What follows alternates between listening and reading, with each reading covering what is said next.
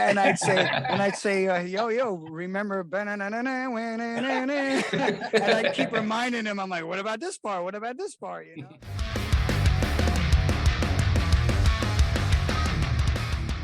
So I have the wonderful Ross and Bob of Immolation fame with me today. How are you guys? Good. Good, thank you. Thanks. Yeah, we're doing good. Thanks for having us. Oh, it's a pleasure. It's nice to see you guys again. Oh, same Yeah, here, man. Yeah, it's yeah, I just can't wait till we could get back over, across the Atlantic and actually, do its proper tour, So probably 2023 for that. So we have another year until we could have that beer together. Yeah, exactly. So I'll just kind of start off, what was 2020 like for the band? Well, it was probably just like everybody else, just we were just lying low and writing. I mean, we were lucky because we finished all our touring for Atonement. The last touring cycle we did throughout 2019 took us all over the world. So we basically toured most of that year with plans to finish the writing and record in 2020. So for us, we kind of lucked out in that respect, So during 2020, we just kind of took care of things we needed to take care of due to the pandemic, and just kept writing and just had to really wait until we could see what was going on. I mean, obviously back then, like everybody else, nobody knew what was going to happen, what was going on, how long it was going to take. We were pretty confident it was going to take quite some time to get things anywhere near normal. So we were prepared for that. So we just basically just kept writing and, writing and waiting and just trying to get our end done. So by the time things were opened, we'd be able to get out, rehearse, and get into the studio. And that's pretty much exactly what happened. Tell me about Acts of God. What exactly does the title refer to? Lyrically, this isn't a pandemic record, so we kind of revisited some of the ideas and stuff we touched on with the earlier records, looking at our religious institutions and all the corruption that we see in those. A lot of the same stuff happening. Some of the stuff we've written about 20 plus years ago is still happening, so, we kind of revisited a lot of that because there just happened to be a lot of news articles and stories coming out during this downtime. Since we were all locked in to our homes, we kind of looked outward, and looked around the world and to see what was going on. Writing the lyrics for this record, after the music was done, we knew musically, Bob created probably some of our darkest material, some of our most intense, heaviest, material. So, we had, spoken about this multiple times during the process, that we knew the lyrics had to kind of, go hand in hand with the music, and it kind of had to tell the story the music was already telling. So Bob had a lot of great ideas, some of my favorite lines on the record. So yeah, I mean, so Acts of God, I guess to us means just that. It's just everything we kind of saw happening around us, and we kind of drifted more into the religion realm again with this one. So kind of, and each song, has a specific meaning behind it, of course, but again, the way we write in a way where it's somewhat ambiguous, so you could get different things out of the songs depending on how you're looking at it or how you're reading into it. Yeah, I agree. Acts of God is basically, to me, just covers everything under the sun, basically, that we, mankind in general, everything that's been going wrong in the world, especially over the past 2 years, the divisiveness we've seen in humanity. It's been such a crazy time. And, like Ross said, you're inside for a year and a half and you're watching it all unfold on the news and all these crazy things going on.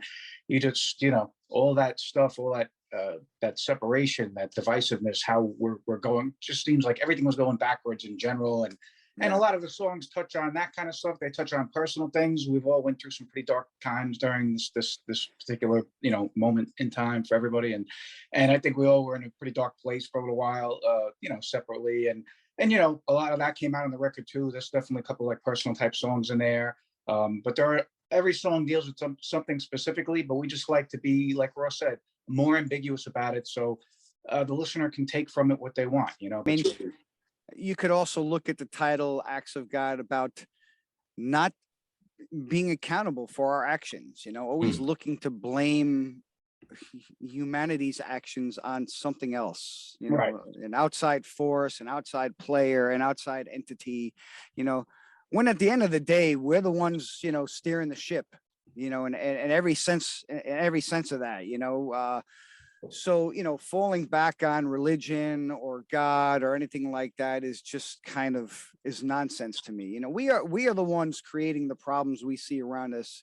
We are the architects of that, collectively. So we have a song on the record, the first song after the intro, entitled "An Act of God," and that kind of plays more into it. It's a little bit more involved than what I just described, but yeah, it's a good opening track. It's a very dark subject matter. It's something that resonated with us when we read about this during the pandemic, about a year or so ago. And it's one of those things you read and you're like, wow, I just can't believe this is even still happening and at that level. So anyway, Yeah. so acts of God has multiple meanings, so that's, when Bob said it can mean different things, and songs have multiple meanings. It's true though, you can look at things in different ways on this record. And that's what I like about it. That it was like, it's very hard to achieve that, but I think we did with this one. So hopefully everybody agrees. Yeah. Well, I think, in many ways, given that we were all inside, there was a big opportunity to look deeper within ourselves. So I feel like maybe fans will resonate with this album even more on kind of like a lyrical, standpoint. I hope so, because we spent a lot of time, Bob and I, just crafting these lyrics line by line, song by song, meticulously. So everything kind of made sense. Everything worked. Nothing seemed out of place. And they all hit hard. They're all, very strong topics, very, not the most pleasant topics, but, someone has to speak about them. So that's what we did, I definitely got the call back to like Dawn of Possession, Herein After, that kind of thing. One of the things that made me think of it, was the kind of the nod of, Eliran Kantor's artwork. Like I love that. It's so cool, man. How did you guys come up with that idea? We both come up with different ideas and we write stuff down during the course of the 2 or some odd years we're listening to the pre-productions, right? All our little notes. So we get all our notes together and concepts together. And for the most part, Ross has a good way of, he's always, better than me at, like, say, putting a subject to a song. So, but he can't do that either until all the music's written. So it's a process. And, and then unfortunately, when it comes to, like, in a business sense, where you need the artwork first before anything else to promote a record, it's the very last thing we can get to, because we're all about the music, then we're all about the lyrics. Then we take all that and we think, all right, what are we seeing here? What is the cover? What would represent this the best? And we had a lot of references to, dark rays of light and fire and all things like that. So to us, this just kind of came about, because of all that. And we tried to do something that was a little more focused. Usually we have a very broad scene, as you know, from most of our covers are, just a wider scope, right? As far as the visuals. So this time we just wanted to concentrate on one particular thing, one scene, and we kind of like looked at that scene and we came up with ideas. And then some of those ideas, once we got them to Eliran, he made some suggestions, which, proved to be even that much better. So, so that's kind of how that came about. When the lyrics were done, we were looking for something to kind of connect to kind of spark that idea for the concept. And like Bob said, there were a lot of references throughout the lyrics about light and dark light, and references to fire, both in like a cleansing sense and in a destructive sense. So those were the things we latched onto to create the visual for the album cover. And originally, we had the idea of the dark rays like burning the angels. And Eliran suggested maybe we could have the dark rays almost like melting their flesh, like in just a creepy kind of way. And we loved that. I mean, he came right back with that idea and we were like, wow, that's awesome, because we, what we liked about Eliran, and, Eliran's been on our radar for a long time. He reached out to us back around 2010 for the Majesty record, but we already had Parr on board for that one, Parr Olofsson, who did the next bunch of covers for us. We love Parr's work. He was an amazing artist to work with. But for this one, we wanted to, try something different. And, we went right back to Eliran. I thought of Eliran immediately. just because of the subject matter and just how dark these songs were. We wanted something like that. And Ilan touched on that, but very cool, like biblical, religious, like Renaissance kind of style mixed with that dark surrealism. So those two elements together are kind of what we were looking for. And he even said, he's like, this will be awesome, because he was a fan of those earlier covers, Dawn of Possession, Here and After, Failure. So he's like, this will be a great way to kind of bring everything full circle with this piece that I'm going to create for you now, to kind of hearken to those earlier records, but, you know, kind of create something darker and unique and in his own style. And he really delivered the goods. Like, man, we were blown away by, you know, he sent us a sketch 2 weeks in, and it was just, you know, what you're seeing on the cover, but it was more of a rougher kind of black and white version of that, no color at that point. And we saw that and we were like, wow, he nailed it already. And we don't even have color in there yet. We were like kids at Christmas. We were like, we opened that file up. And we were like, oh man, this is like amazing. This is great. This is the best thing ever, you know? So, you know, it's a cool moment, you know, because you work so hard to put all the other elements in place and to get everything sounding and you know, getting that vibe, that atmosphere. So this is an integral part of that process. And if it doesn't fit, you know, it doesn't work, you know, aesthetically. And we're lucky, yeah, like he killed it.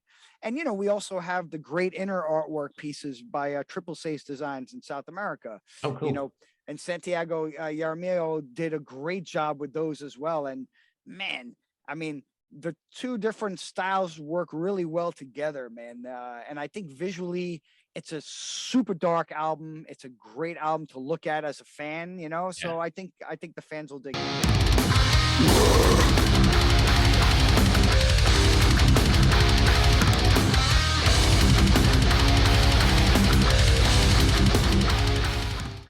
It's awesome. So kind of moving into, you know, kind of more the sonics of the album. For me, there were a couple of tracks that really kind of like stood out, which were Derelict of Spirit, When Halos Burn, and Let the Darkness In. Those kind of like that three. I was kind of thinking, you know, it sounds even more kind of forward thinking, as you guys were saying. So was there kind of anything new that you were trying to implement in the band's sound, or were you just kind of like following the normal kind of patterns that you guys do? It's really just one song at a time, you know, like musically, I'll just keep writing songs. And then when I get to a certain point, I find something that seems to work, or a couple of, say, riffs or parts. Because when I'm writing, I write the riffs and then I'll put like some drums to it so I can get an idea how the feel the drums could be for that particular part. And then I'll have, you know, just like actual parts. So there's certain parts that I feel go very well together. And I think the two that went together that kind of sparked, say, for instance, Let the Darkness In were the first riff, and the one that kind of comes in and goes back and forth with it before it breaks off into the other stuff. And those two parts to me just really fit well together, and I kept going back to that. And then eventually, you know, I got to a point where I knew there was going to be other stuff going on. And that's always it's a hard thing for me to present sometimes, because you know, I think the guys have gotten used to it now, but for me to present something that has a riff that goes on for a little while and maybe repeats a little bit and then might, you know, fluctuate a little bit, but it's like an ongoing thing. But in my head, I'm like, well, there's going to be a little lead in, there's going to be vocals, there's going to be a little break, there's going to be maybe a different vocal. And then, so in my head, I'm always thinking of kind of just rough ideas of how that's going to go. And then like that song, for instance, you know, got to a certain point, and then that's when I felt like, okay, we need to move it now, you know. So it's kind of cool, because that song in particular, Let the Darkness In, it kind of just, it starts off and then it just kind of builds and then it just flies, and then it has such a cool, to me, like one of the coolest parts of the album, moments at the end of that song, where it just such a cool dark part, very epic sounding. And we even got to enlist our friend Danny Luker in there for a little extra vocal. For you, it's always like the slower, heavier, more mid-paced and that kind of stuff always comes easier for you. You know what I'm saying? You have a lot of the slower mid-paced stuff. Does, and like I think sometimes it does. And I think a lot of times, half the time, the first songs on the record are always those types of songs. Like the first two songs that I wrote for this record were Noose of Thorns, and I always forget the title of two, but Shed the Light. Shed the Light, which is both songs a little more involved, but always, you know, Noose at Dawn's a little slower in the beginning, but then it you know, it takes off. Same thing with Shed the Light, but again, you know, different type of stuff, because every time I start writing a record, I'm always, I guess that's the point where I'm really looking for something that's, I guess, very different. I'm just trying new stuff the most on the newer stuff I'm working on, I guess, you know. And then Totally. as the album progresses, then you're building and you get a little bit more, you know, a little bit more confidence with the writing, and then you kind of know what you're looking for a little more. Let the Darkness In was a good example, because I was just speaking about that in an interview I just did prior to this one. And that came up, the idea that, you know, since you guys have been doing it for so long, you kind of, have faith in the other guys. And I said, yeah, well, totally. Like, that's a good example, because, when Bob first delivered that song to us, Let the Darkness In, as just a demo. So when he creates the pre-production stuff, it's just the guitars, and he, programs drums to that. So we have an idea of how the song flows and where it goes, dynamically. So that's all we're listening to. And, when you don't have, guitar leads and extra guitar stuff, and you don't have vocals and stuff like that, you're just listening to guitars, so that first section, like Bob said, was very long. You had those two parts that kind of went back and forth. So it seemed like a really long section, but at this point in the game, after many, many rounds of doing this, I know, and I think I even said to you, I said, so you have a lot of stuff, ideas planned for this, right? And you're like, yeah, don't worry, kid, I got some stuff for this one. That kind of brings me to another one of my points, which is kind of, there's always the right amount of memorability, kind of like in the dissonance and all that sort of stuff. So how do you guys find the right balance? I mean, all you can do is come up with stuff. I mean, when you're just sitting here trying to come up with stuff from thin air, you just come up with stuff. And if you just have a thought that it might be cool, I just record it. That's what I do. This sounds cool. I'll just give it a shot. I record it, and then I come back to it. And then sometimes I come back to it and I'll be like, yeah, not so much, And then other times I'll be like, yeah, this one wasn't that great. Let me check it out. Now let's do it.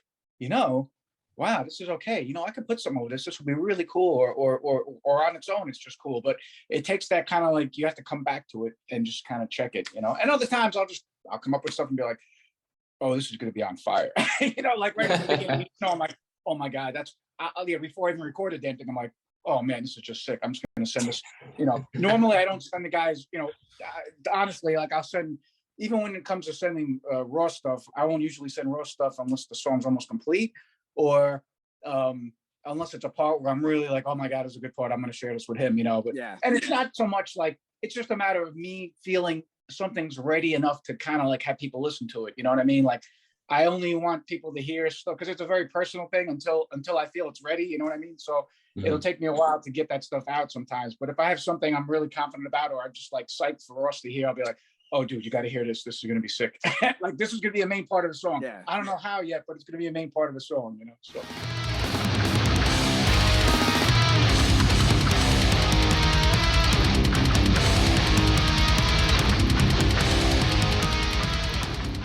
Totally. And that, it works both ways. Like, sometimes he'll have, which only happened once on this record. One of the songs I remember you sent to me, because you were kind of on the fence.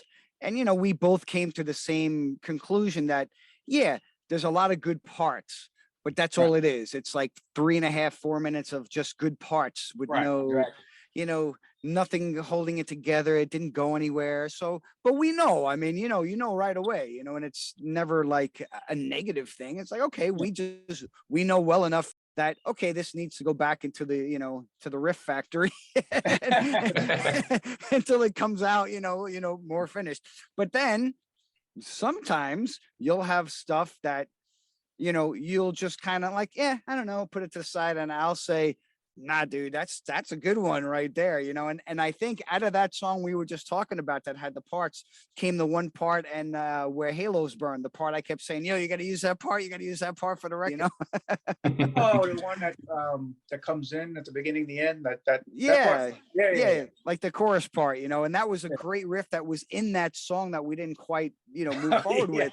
Yeah, and, you sung that repeatedly many times. Yeah, and I'd say, yo, remember, and I keep reminding him, I'm like, what about this part? What about this part? So, and it's funny because he'll remind me about, and then it'll take 3 songs to maybe fit that in. But, sometimes the parts just don't don't work their way in. You know what I mean? Like there is a Mhm. part that I had, which is Yes. it's a funny story. Majesty in the K, there was a part we had in that record that I liked, never did anything with it because it just didn't fit into a song. And then eventually I forgot about it. And then Ross, like this was like only a couple of years ago, 3 years ago, he always, yo, what about that riff from, and he remembered the freaking riff. And and he told me about the riff. And then after I was done with this record, or toward the end of this record, I'm like, let me go back into the files just for the hell of it and look for it. And sure enough, I found a part where I thought it could be, and I listened to it, and it was exactly what he was humming. I was like, oh my God, I can't believe he remembered that fucking riff. So I took the riff and I threw it into this, I threw it into this stuff for the new record. And I was maybe like toward the end, maybe I had 2 or 3 more songs to go to write for this record. And there it was, and well, still didn't make it in. Didn't make it. It's a good part, man. I remember it for a reason. It's a good part, but it just did not fit into anything I was doing. So maybe it'll get on the next record. But it was just funny that he just remembered almost exactly the way the riff was, and sometimes that's the way it is. Like this is actually the first record that I have a few things going into the next record.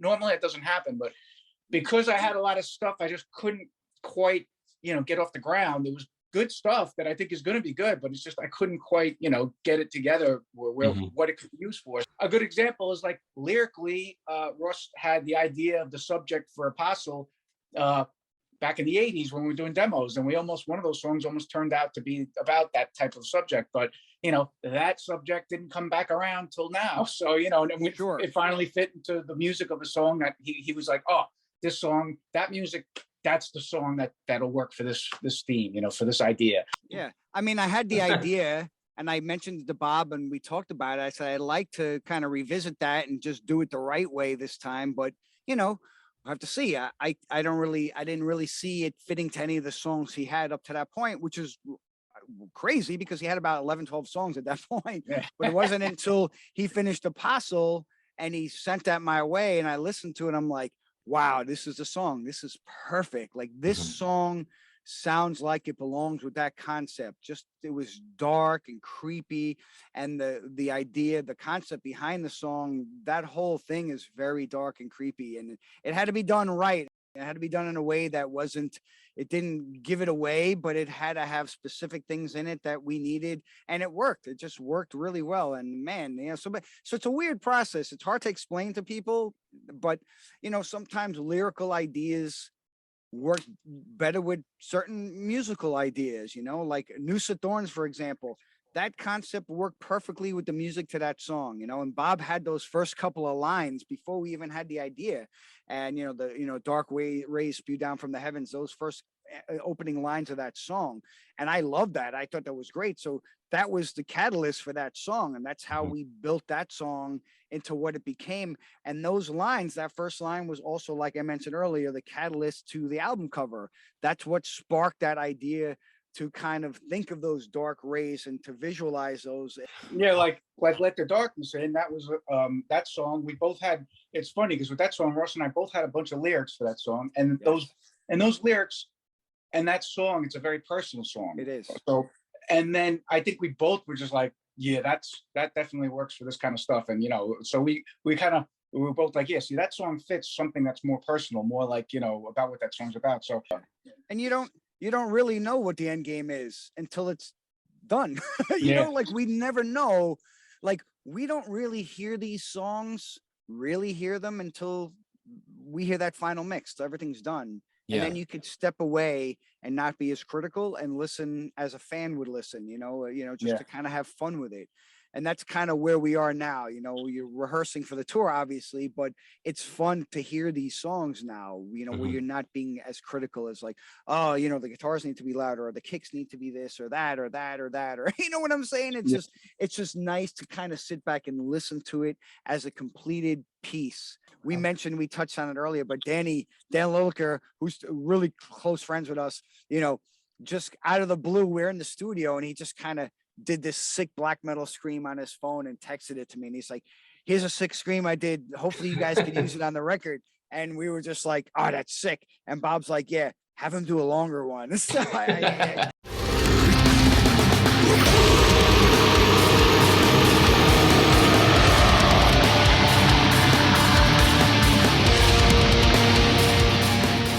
So so he did like, the scream at the end that kind of goes hand in hand with my scream. We did the two screams together. So it was sick scream. It worked out perfect. So we were like, cool. And we get to have, Mr. Thrash Legend as part of our record. It's awesome. Yeah. Yeah, it really worked out cool. It was glad, we were happy that, that worked out. It was really awesome. Totally. Awesome. And it worked. It's not like it worked with the song so well, Sick. especially what the song's about. When you're reading the lyrics Yeah. along with it and you get to that part, it makes perfect sense. Sick. So it's awesome. Yeah, he killed it. Oh, awesome. So you guys mentioned that you had a couple of shows last year. Was it Decibel? Is that right? Yeah. I'm like, yeah. Did the Decibel Metal and Beer Fest at the end of September, and we did Psycho Las Vegas toward the end of August. So for us, it was really cool because we were all on lockdown, obviously, up until that point, just about. And, things had just opened in New York, maybe, a couple of months before that. And I think we did, well, I got to correct myself. We're actually, as of the beginning of June is when we were able to start getting together to rehearse. So from June on, we rehearsed and we got the album done. So once the album was done, we were, a week after that, we were in Vegas, doing the show. So it was kind of cool. It's like a little celebration of like getting the record done and being back out in the world again. So that was a very cool trip. I think we all needed that in a lot of different ways. And it was just a good trip and a good show, great festival, a lot of fun. Got to finally see a lot of people that we haven't seen in so long, so that was awesome. And then we played Decibel's Metal and Beer Fest, and Albert had us once again, and it was always great to see him and the staff, and the festival is always amazing, and another great time to get out there and play. And we just feel lucky that we just kind of had that stuff somewhat lined up. Yeah, it was good, like Bob said, to kind of just be part of live music again, to see a lot of our friends we hadn't seen in a long time, all the bands we ran into from Full of Hell, Cannibal Corpse, Dying Fetus, all these people that we knew and hadn't seen in a while. And then, just to interact with the fans, just to, be at a show again was like such a cool feeling, because I think fans are just generally hungry for live music again. So I can't wait to be part of that, Absolutely. Did it feel kind of weird when you first sort of like got out there? Were you a bit like, not used to this? Yeah, it was a little strange. Yeah, we were lucky in the sense that the festival took place at the Mandalay Bay Casino, and they had a bunch of different stages. Some were really big, some like outdoors. There was a lot of different stuff going on. We were lucky in the sense that we played a comfortable stage for us, which was the House of Blues. They had, that particular club is part of the casino, and that's where they had a bunch of bands play. So we got to play there, which to us was like, I guess, our comfort zone, because it's a nice sized place. It's super pro and just perfect. It's cool, and that being said, it was still kind of like, wow, we're getting to play in front of people, to be in front of people on stage, and to see all these people, the whole experience, that whole experience was definitely, a little weird at first, but once we kicked off a couple of songs, we were like right back in there, but it was fucking awesome, man. It was just really cool. I tell you, it was a physically challenging show for all of us. Well, for me specifically, it was like we hadn't been on the stage in like almost a year and a half. So like, it's all fun and games when you're in the rehearsal space. It's a whole different ball game on that stage. So yeah, once you get out there, you're like, okay, I gotta, rein it in a little bit so I last.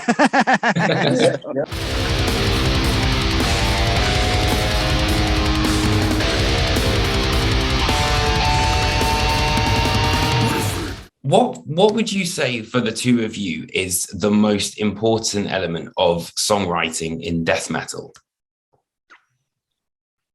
Oh, I don't know. I mean, for us, I can only go by what we do. I mean, just songwriting in general, as far as we look at it, is just the most important thing is just to go with what feels right. You know what I mean? Like, not to write something like, okay, whatever, we need to do this specific thing, and we're going to make sure that gets done in the song. It's like, for us, it's like, you just, whatever comes natural, whatever feels right, whether it's the music, the part that, whether I'm doing guitar parts over the other guitar parts, whether it's the way the vocals flow, whether it's the lyric, whatever it is, it just has to feel right. The drums, everything, and sometimes there's any one of those elements where we're like, all right, we could do this better. Let's try it this way so it works, it fits better, or, whatever it may be. But to me, it's just about going by feeling.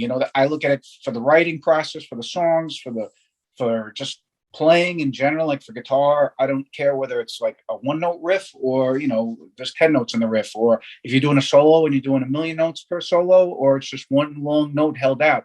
It's whatever works for the song. You know what I mean? It's like, I never go by, oh, this has got to be like that. It's like whatever feels correct, I think the feeling, like Bob said, is probably the most important thing, having that feeling, that vibe, that atmosphere in the songs that we've always tried to kind of maintain from record to record, to create something that's unique and dark and haunting, and just something that allows you to escape your everyday reality, something to kind of lose yourself in. Do you think that's what kind of drew you guys to death metal in the first place? That sort of escapism aspect of it?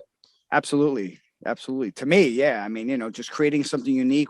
This music was so different and so unique, and it had a lot of power, a lot of aggression, a lot of, like I said in one of the early interviews, it's beautiful in a dark way, when it's done right, and I think that's kind of what we strive for. You know what I'm saying? So what do you think, Bob? Yeah. I think you're correct. But yeah, I would just add that that's for us it was just a natural progression. Like we grew up listening to everything from AC/DC to Led Zeppelin to Pink Floyd, and then you get into Metallica and Slayer and all that kind of stuff, and then we got into the early Destruction, Creator, and Sepultura, and and it just builds and builds, and of course Maiden, Priest, all that stuff from the past, and we like all kinds of music. I mean, we love all kinds of music, but it's just that for our creative outlet and for what we do and what we're doing with this band anyway, that's what this band's about, and this is what we have kind of been working on, and that's what. But yes, the darker stuff always draws us in a little bit more. Like it could be classical, it could be this, or it could be that. But that's the thing that always gets me though in the end, is like when you hear just that kind of music, no matter what kind of music it is, but it creates that just kind of vibe that's like, wow, that just sounds sick. It's like, and then that it inspires you. You get inspired by that. So that's really what it is. It's just that feeling, and that's kind of something, I guess, we've always been drawn through. Yeah, it's always, to me, it's always the darker stuff always had the most feeling. You know what I'm saying? It had the most, I don't know. It was, it just had the most feeling, I think. And that for me goes with everything. I always like to read darker books on darker subjects. I like, darker movies, something that's serious and dark, like you feel it, like you listen to like a sick part and you're like, wow, that's fucking miserable. You feel it, Yeah, I mean, that's the truth. So it's like misery brings us joy. What can you do? Yeah. Oh yeah, you're so right. Like one of the things I think that I always, especially when I'm listening to like Immolation and stuff, it makes me think of like, I don't know, like a fallen empire. Do you know what I mean? Like all of these sort of like cities that once had loads of life in them are just like now completely lifeless. Yeah. That dark majesty, that dark kind of, that creepy, haunting, very surreal vibe. Yeah, I agree. And that's kind of what it kind of, what I visualize a lot of times too, because a lot of stuff that Bob writes is very epic sounding, it's grand, it's huge, it's larger than life, some of those parts. And when they're fully, orchestrated correctly and they sound good, man, it's just, those are the things that I love about, what we do, and those are always the parts I'm just like, he'll deliver a part like that. I'm like, oh man, kid, fucking knocked it out of the park with that one. But that everyone in the band is always on fire. Like Steve's drum stuff. Oh my God. It's totally, dude. Steve is like the friggin', he is meticulous, and I give him credit because he is meticulous, and he comes, I'll create certain things, and then he takes those things and like he'll add his little things to them and like cool little, whether it's like double beats or whatever, just his style, the way he does his cymbal work, how he approaches the songs. He'll come up with a couple of suggestions, like his favorite song, which is song number 7, but it turned out to be 7.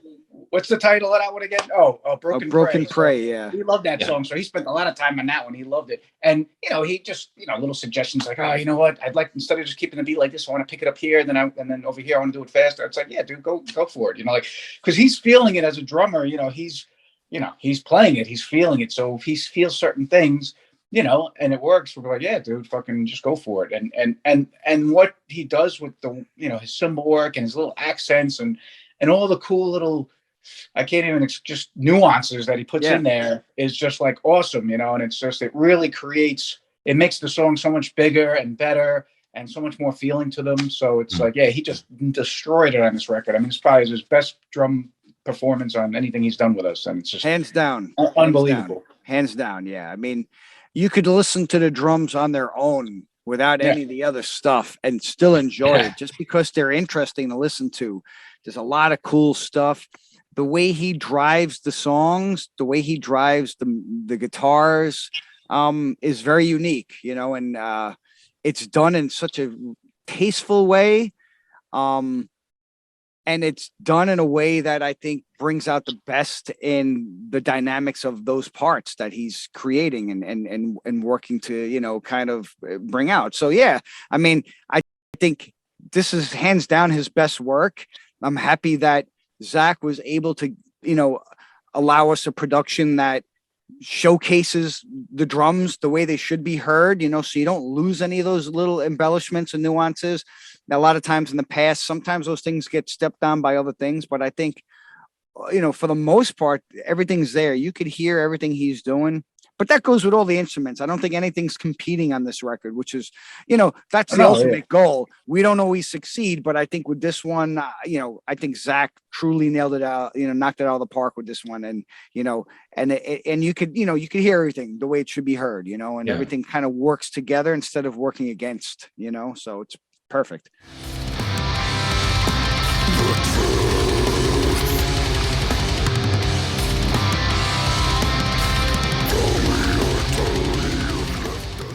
I think, you know, like you said, you know, it's so important about space, you know, both in terms of the audio, but also the composition as well. And I think, you know, Immolation have always played with the idea of space really well. Yeah, I agree, because that's something we are, you know, aware of. You know, just in the music alone, sometimes there's certain things, you know, you want to leave open for whether it's vocals, or you don't want to do too much in one spot. And then, but if there's a spot that doesn't have something and you think needs it, then we add that. So for me, it's like, you always want things to be happening as it goes. And you always want to be, you want the song to be moving in a way where it's like, every time something goes out, something else is coming in, and you're always finding something that's happening. You know what I mean? You know, I think we've learned a lot of important lessons in songwriting and how to craft a song. And I think, you know, in the last couple of records, we've done our best to kind of rein that in and to make songs that are hard hitting and succinct, but aren't abbreviated to the point where they don't, you know, shine. So I think, you know, there's that, you know, that line right down the middle there to kind of straddle, to kind of make the songs interesting without being a little too much. You know what I'm saying? I was just curious to see what your opinion of death metal in 2022 is. I think death metal is strong right now. I think it's very, it's very healthy. I mean, there's a lot of killer young bands coming out in the last number of years, you know, from all around the world, specifically here, like the Northwest of the United States. There's a lot of sick stuff coming out, you know, but all around, I mean, there's a lot of great young bands that I think are carrying the torch, and they're doing stuff in the way that we, you know, would have done it or trying to do it. You know what I'm saying? They're taking the cues that we took from the stuff that we enjoyed back in the 80s, you know, and early 90s. And they, you know, using those as like the foundation, and they're building up on those cues, you know, and I think it's fucking great, man. I love it. You know, I'm always excited when I hear a young band. I'm like, wow, they fucking nailed it. You know what I'm saying? This is cool. This is like, I would have listened to this back then, you know? And so it's like, there's no difference, you know? So it's kind of cool. They're getting it. They're getting the feeling, you know, they're getting the heavy, dark, just oppressive vibe of the music. It's great. I love it, you know? So I would argue that the scene is very strong and very healthy right now. I mean, the tour we're doing in the US, we're taking younger bands out with us, you know, completely different bands, mind you, but both doing something, you know, taking their cues from earlier stuff, but doing their own thing with them and really doing them great, you know, and that's what we're about. You know, we're about like going out with younger, fresh bands that, you know, have something to say and are doing it right. And, you know, are taking this music into the future. It's like we're only going to be around for so long. So when we're done, you're going to need new blood in there. So it's good to see that.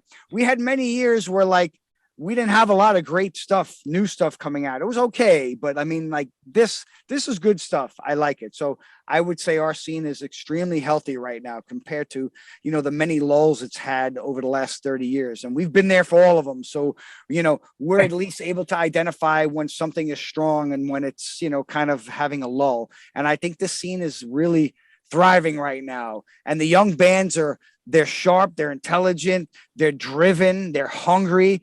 And they remind us of how we were back in the day. You know what I'm saying? Very, very focused, man. All of these bands. And it's fucking awesome to see, man. It really is. I couldn't agree more, especially, like Mortiferum. I think they're such a fantastic band. You got like dark and heavy, but really good guitar work. Tomb Mold, Cerebral Rot, so many great bands, that are just like sick, full of hell, but not a newer band, but they've been around for some years. Blood Incantation, these are bands that are really taking shit to the next level, and bring it to younger generations who are, kind of straddling that line between like, the heavy metal stuff and the extreme stuff, like we all did. All it takes is that one gateway band to kind of get you like, wow, I didn't know this music could like, be taken to this level. And that's all it takes. It is exposing people to where the potential of this music, just like it was for us. So all these bands that we mentioned are bands that are doing just that, and it's cool, it's exciting, and it's great. How does it feel that you guys, because I feel like, when I talk to you, you're so passionate and so like modest, but how does it feel that you guys are like the godfathers of this kind of shit now? Like, yeah, we don't look at it like that. I mean, we're still fans, as you could tell. I mean, we're like, we're still like little kids, you hear something cool, you're like, oh, that's sick, dude, check this out, So we're like old kids, you know what I'm saying? We still have that teenage mentality in some respects, as far as like how excited we are about embarking on any kind of thing with the band and stuff like that. So, and we don't take ourselves too seriously. We take the music seriously. What we do, we put 110% into that.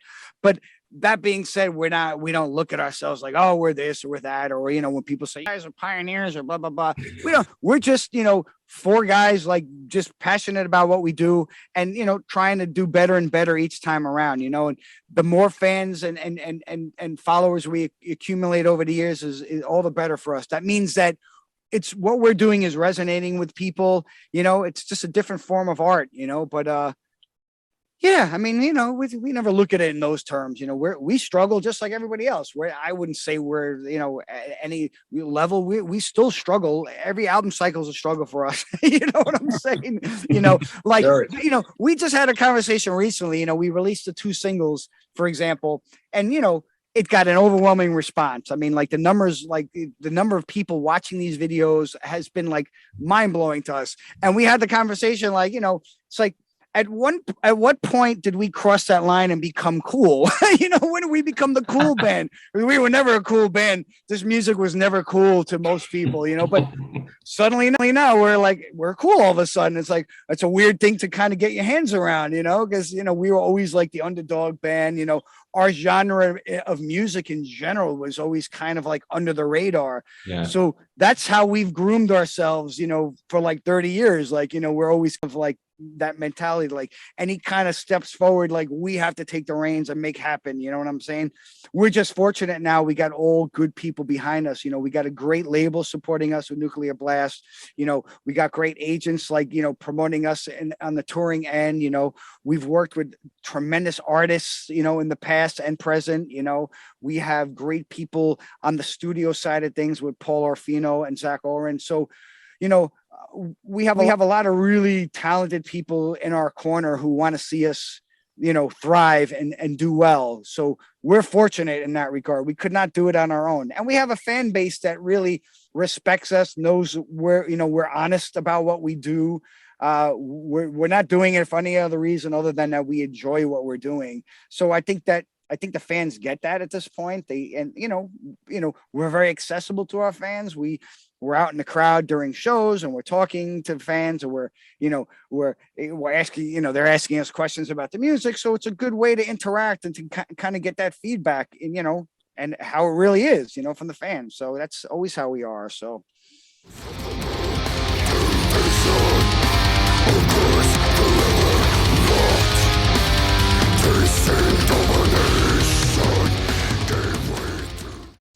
Wow. Awesome. So finally, I just wanted to ask, what are, you could kind of answer this together or separately, but what are your personal favorite moments on Acts of God? There's a lot. I mean, the whole record's a favorite moment for me, but I mean, there's a lot of good stuff on there. I got to say, in the end, after working on it since like 2018, to be able to sit back and listen to it as a complete, thing right now is like really cool. And yeah, a lot of good stuff. And some of the songs that I like even more now. Like when the last two singles we did, I like those songs. But after we did the videos and I got the singles out and here, been listening to them like you would listen to a single, like seeing the video, make sure. Yeah, like, yeah, this is all right, It's like, but they become even better, and bigger, So it's kind of cool, and there's a lot of good moments on the record. I think people are going to be happy. The fans will be happy. I believe there's a lot of cool moments on the record. There's a lot of different stuff. Every song is almost like a mini epic. There's a lot of different things going on within each song. Every song in this record to me is a standalone. I've said that a million times already, but it's true. It's hard to pinpoint favorites because they're all great songs, and each one grows on you more and more the more you listen to it. The first two songs we rolled out obviously are songs that we really liked and we felt would be good songs to kind of get out there first. But by all means, they are not the strongest songs on the record. I mean, there's a lot of surprises in store for the fans on this record. I think this record has a lot of really, really great moments throughout. So to kind of say, we put our best foot forward with these two songs is not true entirely. There's a lot more in store on this record. I personally like, if I had to pick a couple that I like other than the two we released already, I'd have to say the first track, An Act of God. It's a great opener. I think it's a perfect opener actually, because right out of the gate, it hits hard and it showcases like so many of the key elements that have made this band so unique to our fans, I think. Let the Darkness In, which we spoke at length about earlier, another favorite of mine, just because of how that song is put together and arranged. It's a slow build. It starts out one place and it takes you to a completely different place. It's so unique in that sense. I love it. I think Immoral Stain's a good one too. I think that one's unique too. Yeah. It's got a couple of really interesting parts on it. Yeah. So I think a lot of these songs have some really cool things, like there's always like a little surprise in each song, that I think fans are going to love. There's always like a part that'll come in and be like, oh, that's, it's different kind of stuff, like stuff that's not typically done, at least not for us, and a lot of other, I guess, it's just, we always try to do different things, even though whether it's heavy or whatever, but it's still, we try to approach things a little differently and try to just make things interesting. And I think there's a lot of that in every song. Yeah, I agree. I think it has a lot to offer our fans, both old and new. I mean, I think the old fans will appreciate the fact that, we've stuck to our roots, and we've kind of, expanded on that. And I think the newer fans will appreciate just the intensity, the heaviness, and all of that. I mean, I think it has something for everybody. So. Absolutely. Well, it has been an absolute pleasure chatting to you guys, and thanks for, taking the time out of, I'm sure, a very busy schedule. So I really, really appreciate it. Oh, we appreciate it. We had a great chat once again. It was awesome. Yeah, awesome. It was a pleasure. This is it. We're talking metal with you, so we live for this. We excel at talking metal, that's for sure. Well, until you next kind of come round into the UK, then we can have that beer that we've been talking about. Yes, absolutely. Yeah, man, without doubt. Take care, Take care, and see you soon.